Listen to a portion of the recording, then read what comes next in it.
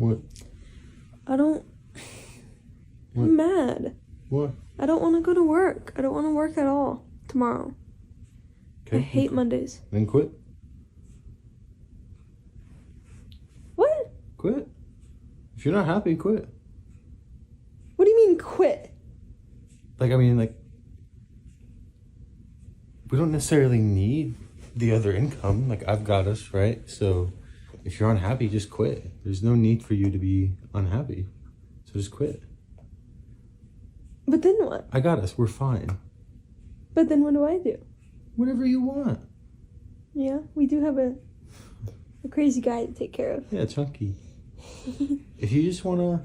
Stay-at-home dog mom? You want to stay-at-home dog mom? Card's already on your... You already got my card. So... Yeah. Did you hear that giggle that comes after he says, "You already have my credit card"? I just want to play that bit again. Card's already on your... You already got my card. So... Yeah. She's so happy, but that is not an expression of affection, but ownership, like his money is her love language. And she's not laughing from surprise, but from satisfaction. It's chilling. She is thrilled. He works and she stays home. He finances the dream and she gets to live it. Hardly an equal arrangement, is it? And feminism is meant to be about equality. I wonder if the women of the internet will notice how unequal this new arrangement is going to be. I wonder if they're going to object. Stay-at-home dog mum, my dream, LOL. The way I would quit the next morning. May this love kidnap me. Over 400,000 upvotes on that last comment. Doesn't seem like the inequality of this arrangement is bothering any of these feminist women. Him leaving the house every day to go to work to earn the money so that she can stay home and spend it? To women, that is not controversial. That is aspirational. This is what modern women are taught to want. A man who gives everything but expects nothing. And they call that love. But that is not love. That is not romance. That is not partnership. It is exploitation. It is not equality. It is economic servitude. And yet to modern women, it's not abuse. It's the dream. And here's what is so fascinating is that they don't even know that this is exploitative because the culture has told them that it's normal. 500,000 upvotes. They can't all be abusive. And the woman from the opening video, she doesn't seem like a psychopath. She seems like a normal girl. Yeah, but that's actually the problem. See this chart? There are two different types of women who are going to ruin your life. What's dangerous is that only one of them actually looks like a villain. The monster and the parasite. I'm going to explain these two in a moment. But very quickly, let's talk about nice women who won't ruin your life. Regrettably rare these days, but if you do meet someone who is kind, who's feminine, who wants a family and respects masculinity, there's always the danger that your mind panics, thinking, damn, I've waited for years to meet a woman like this. So how do you make sure that you don't screw it up? You need a game plan. You need to know what to say to make her attracted to you so you don't screw it up. This is where the sponsor of today's video, Marnie, your personal wing girl, comes in. Marnie is a fellow YouTuber. She has over 1 million subscribers, and her science-backed flirting method, the F formula, has helped tens of thousands of guys make the most of their opportunities with women. Your mind might be telling you, this girl is out of my league. But more than likely, that's just a rationalization that your mind is telling you because you don't have a plan. You don't know what to say. You're a great guy, but you don't know how to market yourself to women to show her that. But this can be learned. The techniques that Marnie teaches are simple and effective, and over 100,000 men have already experienced life-changing results. Even if you're not a millionaire or a male model, you can still be a potent force in the dating market. And because the Wing Girl Method is sponsoring today's videos, they're offering my audience an unbeatable deal. Just click the first link in the description box right now and you'll get an exclusive preview of the F formula for free. Plus, if you decide to pick up the full program, you'll get an extra 20% off. If you're ready to upskill your flirting, click the link below and get started today. Okay, back to the two types of women that will ruin your life. Let's start with the monster. She is the obvious threat, the one with the toxic personality. She's narcissistic, she's a sociopath, she's got borderline. She lies, she manipulates, she tears you down. Many older guys who watch my channel, they know this woman. They married her, they divorced her, they're still healing from her. And she sucks. sucks. No one likes this type of woman. But the one upside is that she's often so unhinged that she can't hide it for long. Even though she put on an act to sucker you into a relationship, at some point she explodes. She shows her true colors, and at that point it's clear what you're dealing with. And in many ways that actually makes her less dangerous because she's easier to spot. Feminists believe that men and women are equal. They want equality, right? That is not what I want. I think women are better than men, and I'm not asking for equality. I'm honestly hoping for revenge. Monster women are often loud, obnoxious, openly hateful. It's awful, but it does give you fair warning. But I would say you need to be more vigilant about spotting the second threat, the normal woman with toxic beliefs, the parasite. She has no trauma, no diagnosis, but in many ways, this woman is actually the more dangerous one. Understand, she does not have to hate you in order to exploit you. She just has to believe what the culture has told her. Men exist to serve women. Masculinity is a problem. Male suffering does not matter. This creates a bizarre situation like we saw in the comments to the opening video. Women fantasizing about a love where a man does everything, sacrifices everything and gets nothing in return. She dreams of a future of you working, you paying, you serving, while she just lounges in love. And do you see why this is so dangerous?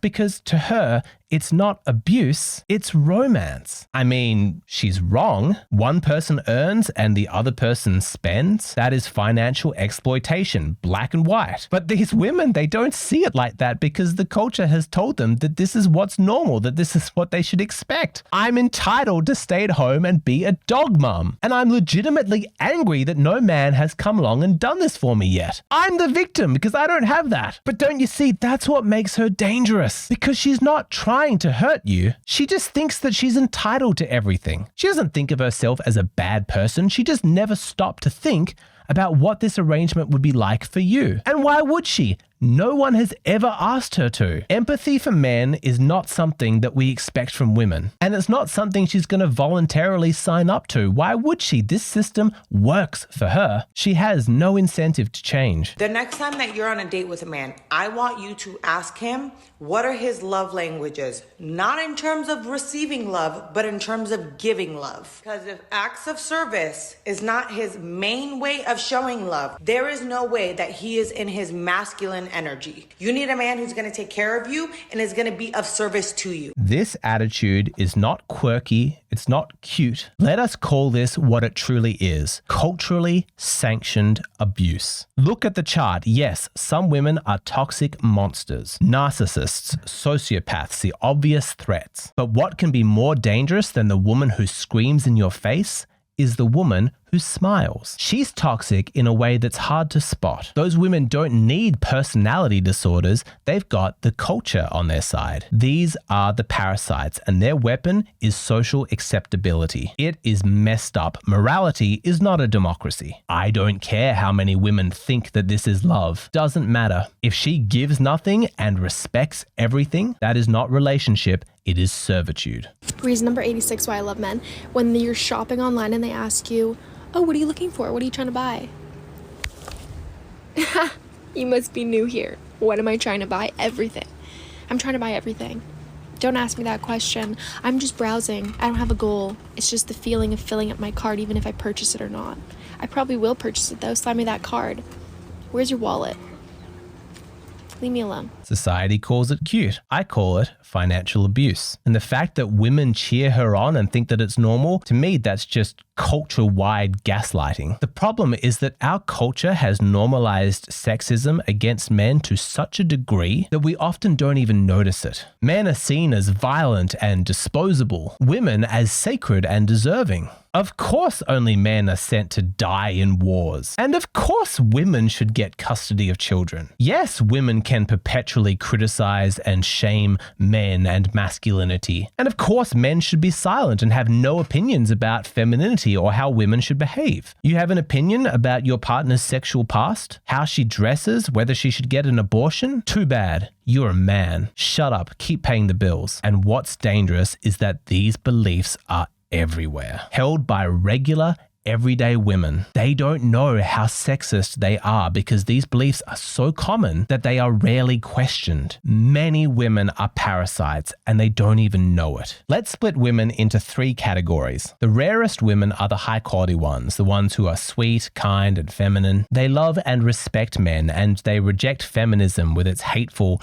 anti-male ideology. They believe in real equality, not sameness, but complementary strengths and shared responsibility. If you meet one of these women, lock her down. They are very rare, and many guys have resorted to moving overseas to try and find women from different cultures, and it's difficult to blame them. Now, on the other extreme, you have toxic women, like genuinely hateful individuals, and they use feminism as a convenient ideology to justify their hatred of men. It's a kind of smokescreen, and for many, a self-deception, so they don't have to confront how sexist they actually are. My advice for these women is do not date them, do not argue with them, do not try and fix them. Avoid them completely. These women are not your problem. Leave that to the professional therapists. You are lucky to be in my presence. These women are probably beyond saving. We just need to minimize the damage that they can do. Which brings us to the largest section. This is where most women fall. They're not monsters. They feel things. They care, at least a little bit. But they've been poisoned by the culture. Now, it's your choice. You don't have to engage with this type of woman. I do. But that's because for me, this channel is not a hobby. It's a mission I have. Like, I genuinely care about this stuff. I want women to look into the mirror and see what feminism has turned them into. I want them to unlearn their superiority complex and start treating men with dignity. I wish that there were enough high-quality women to go around, but there aren't. And sadly, for most men, they're probably going to need to date from this middle group. She doesn't know that her beliefs are abusive. She thinks they're cute, just harmless feminist empowerment. You need to be aware of what you are signing up for if you decide to date a woman like this. You need to be prepared to spend a certain amount of time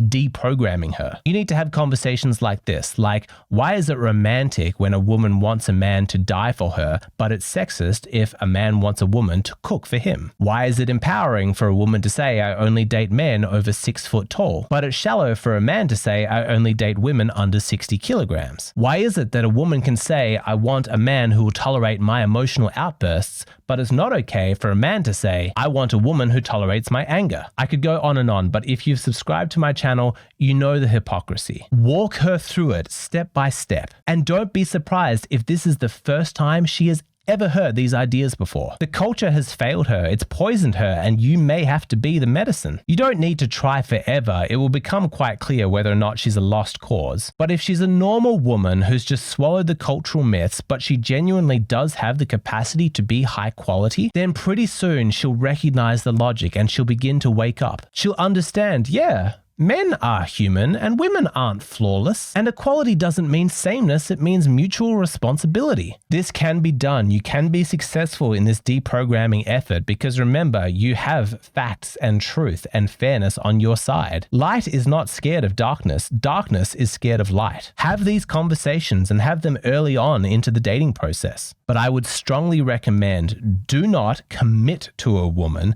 until after you've had these conversations and they've gone well. Date her, take her out to dinner, go for walks in the park, have some conversations by all means, but only once you are confident that she has shed the beliefs that justify the exploitation of men should you actually commit to her. But how do you identify whether or not a woman has the potential to become high quality? How do you make sure that you're not wasting your time and investing in somebody who's a lost cause? Well, there is one single question that you can ask that will cut straight to it. It's a good one, and I want to spend the rest of the video talking about it. If you want to keep watching this video, it continues over on Patreon. This is where I move from the theory into how to actually implement this in a practical way. What I post here on YouTube, these are just the shortened abridged versions of my videos. If you want a lot more depth, a lot more nuance, you really want to sink your teeth into it, then come on over to Patreon. And as a reminder, if you're ready to upgrade your flirting game, check out the Wing Girl, link in the description box below.